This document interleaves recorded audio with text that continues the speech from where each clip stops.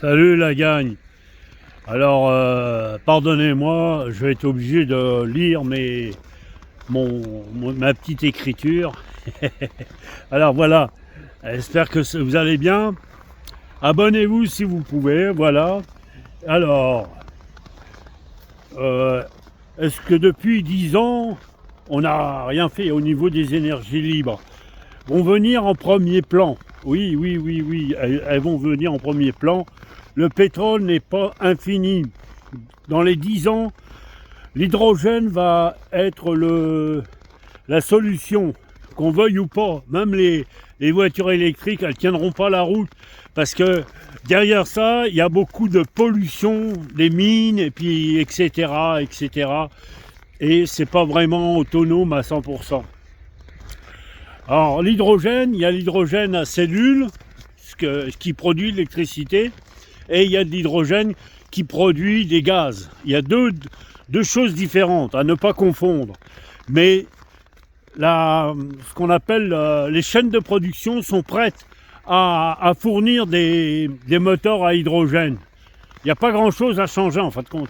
Donc le prix leur coûtera vraiment pas cher parce qu'ils ont déjà le bit, si on peut dire, pour fabriquer les voitures. Les chaînes sont prêtes, donc c'est un leurre de dire que les voitures électriques vont durer longtemps, enfin ce qu'on appelle les voitures électriques à batterie exactement. Pourquoi? Parce que ça leur coûte les taxes, ça taxe personne, ça. Les politiques sont pas contents. Alors que l'hydrogène pressurisé, eh ben, tu es obligé de passer à la pompe. Et c'est ça, là.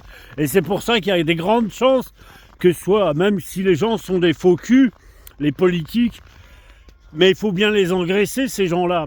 Donc, avant, c'était l'essence. Maintenant, eh ben, ça va être l'hydrogène pressurisé, c'est-à-dire aller à la pompe et remplir la bouteille.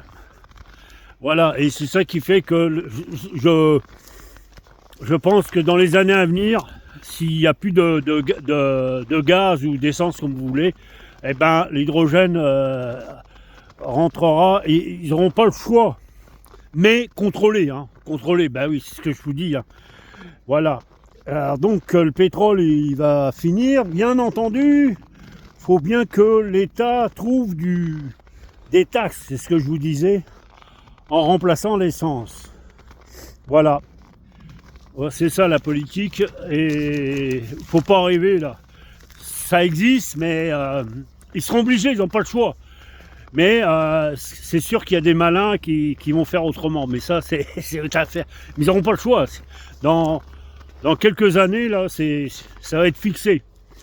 En tout cas, bonne journée à vous et puis à la prochaine.